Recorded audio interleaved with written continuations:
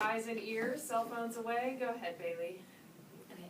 By show of hands, how many of you in here have learned how to read? While this may seem like a trivial question, imagine sitting in the same seat you're sitting in right now and looking at your phone to see a text from your friend and not being able to see what they're saying to you, or even not being able to recognize your name written on a board in front of the classroom.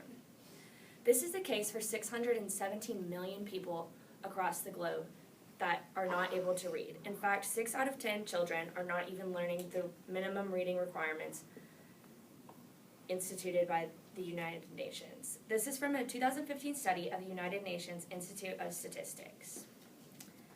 Being someone that has worked closely with children even in our very own city of Knoxville who cannot either read or read at their level by the time they're in 5th grade, this is an issue that is very close to me personally. So today we're going to talk about 3 main aspects of illiteracy across the globe. We're going to talk about the consequences illiteracy has on communities, the gender disparities in illiteracy, and some improvements that are being made to improve the literacy rates.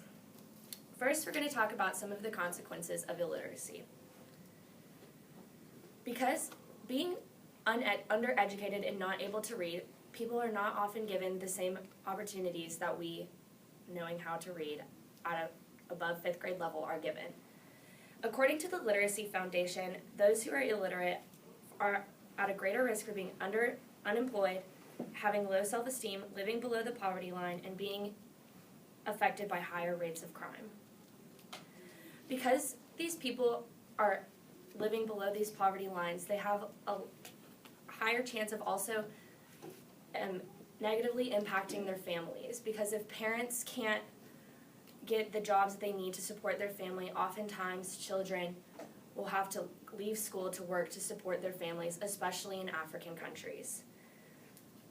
Now that we've talked about some of the consequences of illiteracy, let's talk about the gender disparities in literacy rates. In many countries across the globe, women are considered highly inferior to men. As a result of this, some of them have to leave school by the age of 5 or are not even allowed to go to school at all. According to Jamie Lee Kay, a campaign manager for the World Literacy Foundation, 2/3 of illiterate adults are women. Other studies show that being illiterate as a woman also leads codependency on other members of your community. This a lot of times leads to fake information being given to women to persuade their decisions in the society, according to Colette Davidson, a scholar at World Association of News. Now that we've talked about how gender roles can affect literacy, let's talk about how they're trying to improve literacy rates in countries across the globe. First of all, there are 2 different ways that they're trying to improve the literacy rates. The first way is by giving these people access to more information so they have more knowledge about what's going on in the world around them. One company that is really working on this in sub-Saharan Africa is Frey Intermedia. Paula Frey, the CEO, says that her company is working to improve the way that journalism and journalists appeal to these people, and so that they have access to all these new information that they never had before and are able to make more well-informed decisions about the things going around in the world around them. The second technique that is being used is learning techniques in schools.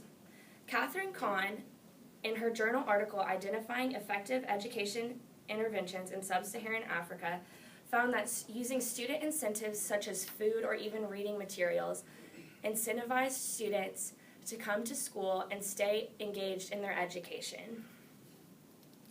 So in conclusion today, I have talked about the consequences of illiteracy, gender disparities in literacy rates, and the improvements being made in literacy rates across the globe. So next time you look at your phone and respond to a text, or browse through social media, or even read a book that you wanted to read, be thankful that someone once cared enough to teach you how to read. Thank you. Give Alexis our attention. Go ahead, Alexis. How would you feel if your mom or your dad or a closest family member told you who to get married to, when to get married, and how to get married? You guys wouldn't like that, right? Well, today I'm here to tell you about 3 of many reasons why India practices arranged marriages.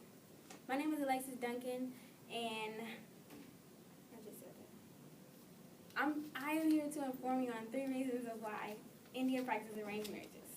An arranged marriage is a partnership that is planned and agreed to by families or guardians of bride and groom, who have little or no say-so for themselves.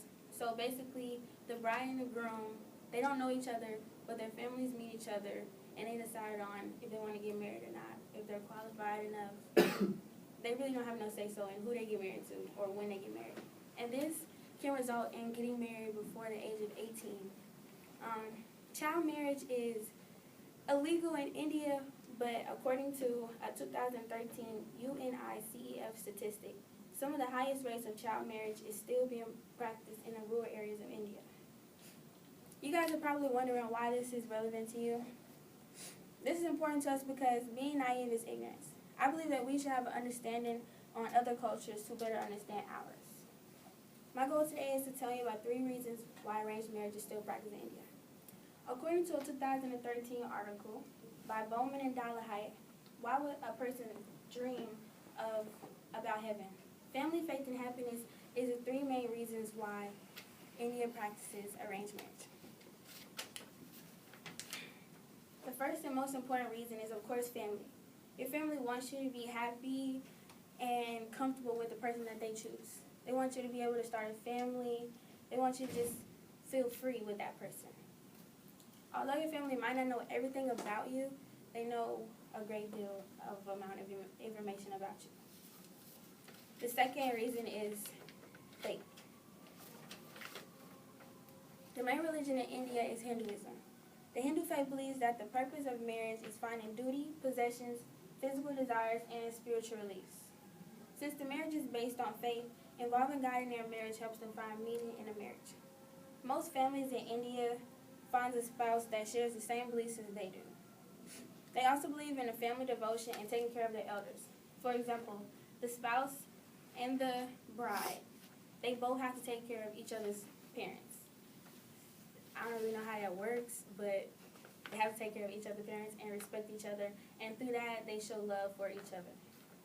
According to a 2012 article by Megan Swees, Hindu Marriage in the 21st Century, America, states that Hinduism orders families into 4 major castes. A caste is a system of dividing society into hereditary classes. Ideally, a couple must be in the same subcaste and religion. Priests also compare horoscopes for compatibility. Finally, the last reason is, of course, happiness. In India, happiness is inspired by family and religion. According to a 2013 article, Why Would Such a Person Dream About Heaven? An interviewee said, "My family is worth every sacrifice I have done. Our religion and dedication to God is a source of great happiness in our marriage." The interviewee's happiness comes from her family's happiness and God's happiness. To recap on everything I just discussed, I just informed you guys on 3 of many reasons why India practices arranged marriage: family, faith, and happiness.